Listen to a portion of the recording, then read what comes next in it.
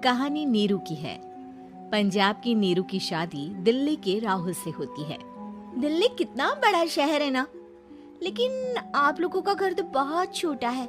हमारे पंजाब में तो ये बड़े बड़े घर होते हैं कि मजा ही आ जाता है। कोई बात नहीं नीरू, मैं भी तुम्हारे लिए बहुत बड़ा मकान बनाऊंगा बहुत जल्दी। नीरू के पिता जहाँ पंजाब के जाने माने व्यापारी थे, वहीं उसका पति राहुल दिल्ली में एक सिंपल नौकरी करता था। माँ, यहाँ तो घी मक्खन इतना महंगा है कि क्या बताऊं। मैं तो तरस ही जाती हूँ घी खाने के लिए। नीरू की माँ को ये सुनकर बहुत दुख होता है। मेरी बेटी को घी नसीब नहीं हो रहा है और ये बहू यहाँ बैठकर घी में शक्कर डाल रही है। देख वनिता, मैं साफ कह रही हूँ, इस घर में जितना घी आएगा उतना ही मेरी बेटी के घर दिल्ली भी जाएगा। अरे ये क्या बात होती है माँ जी? बेटी का उतना ही करो जो अच्छा लगे। अब क्या मायके से घी और मक्खन तक की सप्लाई करोगी आप? हाँ, मेरी बेटी किसी चीज को तरसे मुझसे बर्दाश्त नहीं होता। अब क्या था, नीरू के मायके में 2 किलो घी आता तो 2 किलो दिल्ली जाता नीरू के पास। एक दिन, माँ बड़ी गर्मी पड़ती है दिल्ली में। इस घर में तो एक ही एसी है और वो भी ड्राइंग रूम में। सारा परिवार एक ही कमरे में सोता है। हाँ बेटा, वो तो हर घर की कहानी है। यहाँ भी एक ही एसी है। अरे बिल इतना आता है कि क्या बोलूं। तभी वहाँ राकेश आ जाता है। माँ, थोड़ी देर में यहाँ कुछ प्लम्बर आएंगे मेरे कमरे में एसी लगाने। जरा ध्यान से लगवा देना ना माँ। ओए, ऐसे कैसे तेरे कमरे में एसी लगेगा? हाँ राकेश, एक बार बात तो कर लेता। अरे पापा, वो वनिता को गर्मी में नींद नहीं आती। ड्राइंग रूम में सबके साथ सोने में वो अनकंफर्टेबल है, इसलिए। अरे पूरे परिवार के साथ वहाँ तेरी बहन नीरू भी तो सोती है, वो नहीं हो रही क्या अनकंफर्टेबल? समझ रहा है ना? अगर एसी लगेगा तो एक दिल्ली में तेरी बहन के कमरे में भी लगेगा, तभी तू लगा सकेगा। राकेश वनिता को सारी बात बताता है। वनिता करती भी क्या, मन मार कर बैठ जाती है। माँ, ये लोग ठीक नहीं है, क्या करूं मैं? अरे बेटी, यहाँ आ जा, तू यहाँ आकर रह ले। अरे छोड़ दे ऐसे पति को। कैसे छोड़ दूं माँ? समाज क्या कहेगा, लोग क्या कहेंगे? वैसे भी मेरा एक बेटा है मयंक। अरे हटा बेटा, तेरी उम्र ही क्या है, इतनी परेशान रहेगी तो काम कैसे चलेगा। खैर, बात आई गई हो जाती है। माँ को लगता है कि नीरू ठीक है, तो वहीं नीरू के मन में एक ही लाइन चल रही होती है, यहाँ आजा। माँ ने तो बोल ही दिया है कि यहाँ आजा। बस मयंक थोड़ा सा बड़ा हो जाए, इन गरीबों को छोड़कर मैं वापस माँ के पास ही चली जाऊंगी। वो इसी सोच में बाजार में चल रही थी कि मैम, आपका दुपट्टा जमीन को छू रहा है। नीरू जैसे ही उस लड़की की तरफ देखती है, देखती ही रह जाती है। हाय रे, कितना सुंदर लड़का है ये। अब क्या हुआ? मैंने कहा आपका दुपट्टा। तो खुद ही उठा कर दे दो ना।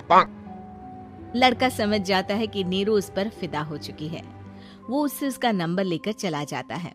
अब क्या था, नीरू और रोहित में लगातार बातें होने लगती है। मैं हरियाणा का रहने वाला हूँ, यहाँ एक बड़ी कंपनी का मैनेजर हूँ। अच्छा, और कितने बच्चे हैं तुम्हारे? बच्चे? अरे मेरी तो शादी भी नहीं हुई है। तुम बताओ, शादी करोगी? नीरू शर्मा जाती है। अब लेकिन मैं तो पहले से ही शादीशुदा हूँ। मुझे फर्क नहीं पड़ता, बस तुम शादी कर लो, भाग चलते हैं। बहुत पैसे वाला हूँ मैं, हमेशा खुश रखूंगा तुम्हें। नीरू रोहित से मिलकर सारा प्लान बना लेती है और फिर एक दिन घर से भाग जाती है। दोनों शादी कर लेते हैं। शादी के बाद, क्या बात है नीरू, तुम्हें परेशान सा देखता हूँ, सब ठीक तो है ना? हाँ, सब ठीक है।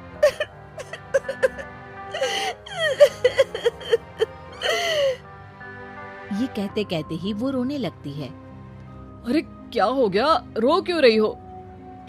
मैंने तुमसे एक बात छुपाई है, और वही बात अब मुझे परेशान कर रही है। रोहित, मेरा एक बेटा भी है, उसका नाम मयंक है। क्या बात कर रही हो? ये तुमने मुझे पहले क्यों नहीं बताया?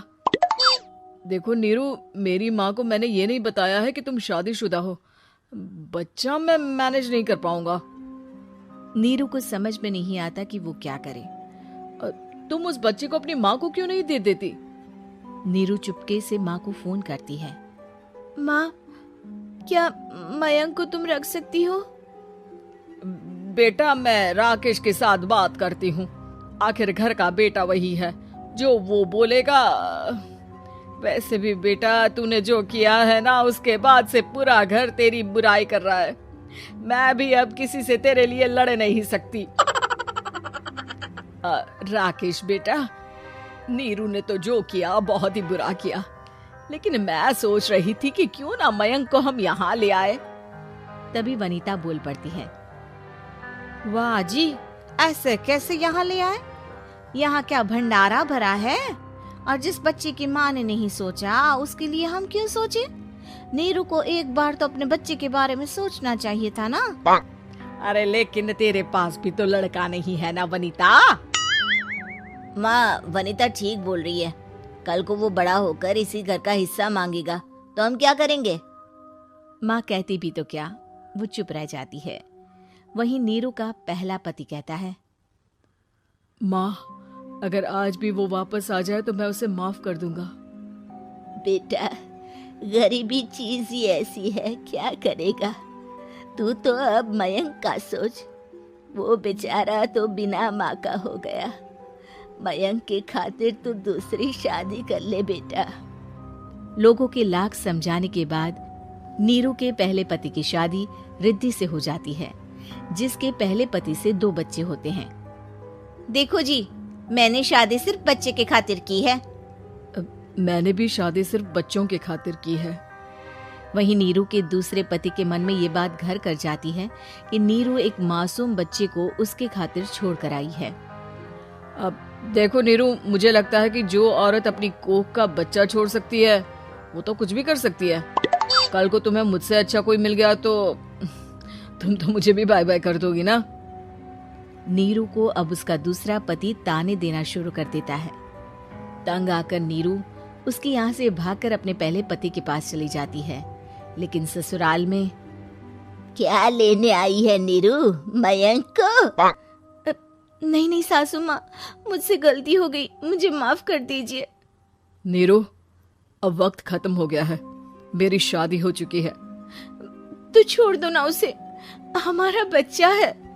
मैं आपको अपनी माँ नहीं मानता, मेरी नहीं मान तो बात अच्छी है। नीरू मयंक की बात सुनकर समझ जाती है कि उसके पास अब ना आसमान रहा ना ही जमीन।